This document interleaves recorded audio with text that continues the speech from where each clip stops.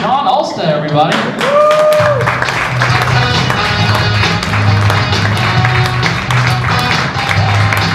everybody doing tonight? How is everybody? The entire front row of people who showed up. Good? Good? There's some other people there. Oh, yeah. Hey, you know, I graduated with your son. I know. Couple rows. How close were we? We sat next to each other. We sat right next to each other. So you gotta laugh at my jokes now. Okay. You gotta laugh at my jokes now. Have you ever been to a 7-Eleven and been like, who the fuck gets those huge ass drinks? It's me. It cost me $1.70. So, who here's a baseball fan? Anybody enjoy the game of baseball? Give me a round here.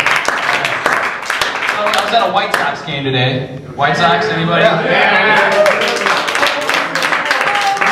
I haven't even told a joke yet. No, but I was at a White Sox game. That's not really the point. I'm not really here to start any kind of White Sox-Cubs battle. But I'm just so intrigued by this game. It's just so interesting because, not because of the history and because of all the statistics that go with it, but because it's really the only professional sport you can play when you're completely drunk.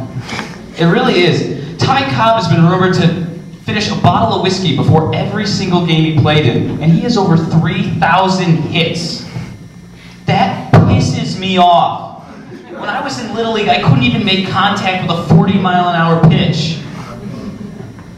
Oh, God. No, but I like to get to know the crowd a little bit, especially when it's this large, when we have this big of a crowd here tonight. You know, and I saw you two eating dinner. Are you guys a couple here?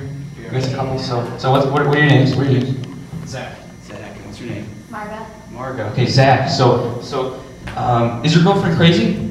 Trick question. They're all crazy. They're all fucking crazy. That's right. And you know what? It's so weird because they seem so cute and lovable while you're just hanging out with them. You hang out with them, they're great. Then they become your girlfriend, and then the fucking crazy gets turned on. It goes up. Like this one girl I was dating, or I was seeing her. She was awesome, hanging out with her. She becomes my girlfriend. She starts hanging out in the lobby of my building, waiting for me to enter and exit my place every single day. Fucking crazy. Another girl thought she was different. I thought she was awesome. But you know what? She starts hiding pictures of herself around my fucking apartment. Fucking crazier. It's not even real. Why is she doing that? And then there's another girl, finally, just a couple months ago, thought she was different again.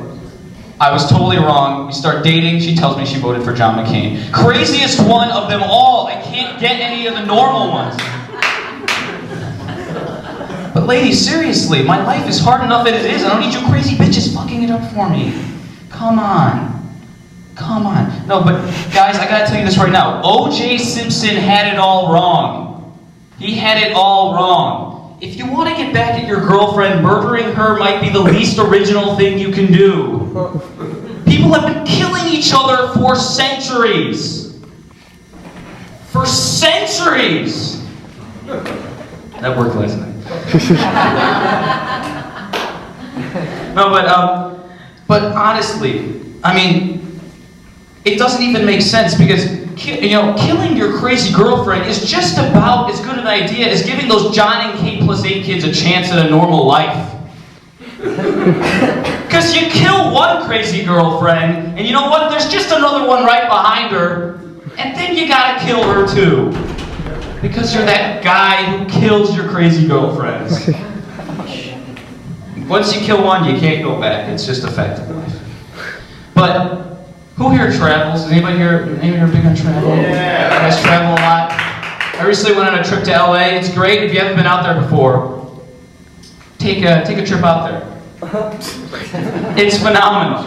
I'm actually also employed by the LA Tourism Board. It's great. But traveling on an airplane might be the least attractive way to go about traveling. I don't know if anybody has ever been here. It's like you got to get to the airport at least an hour before your flight leaves.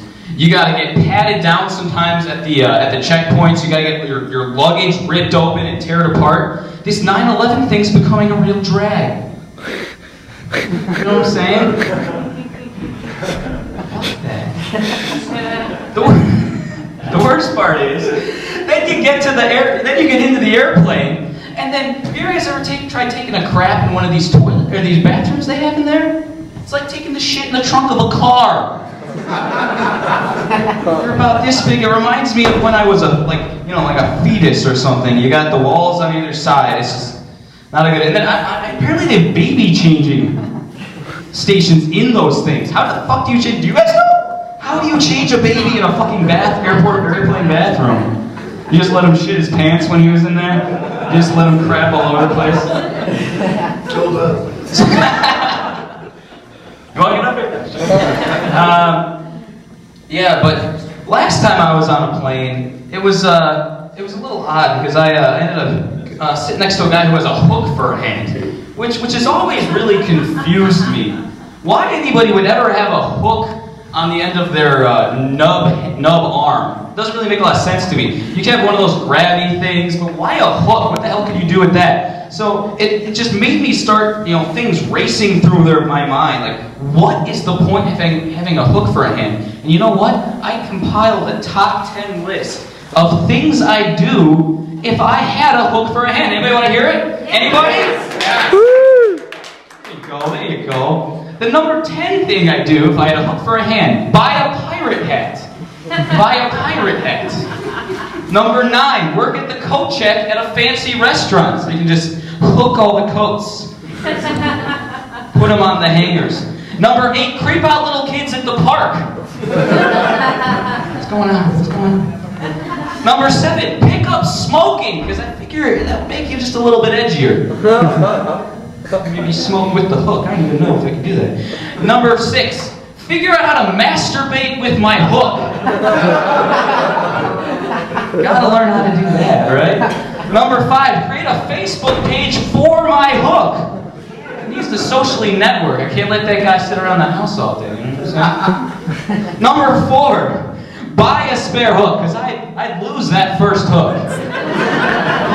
That first hook would be out of here by the end of the day. Number 3, go on a strict canned food diet and open all of my food with the hook.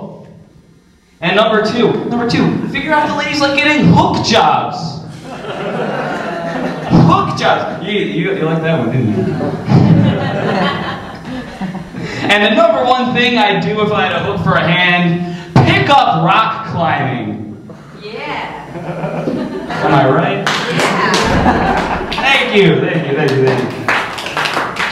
Now I'm gonna leave you with this last little bit of a stand up here. Has anybody ever had just a menial job? Something where they had no significance whatsoever. You back there? Thank you, somebody.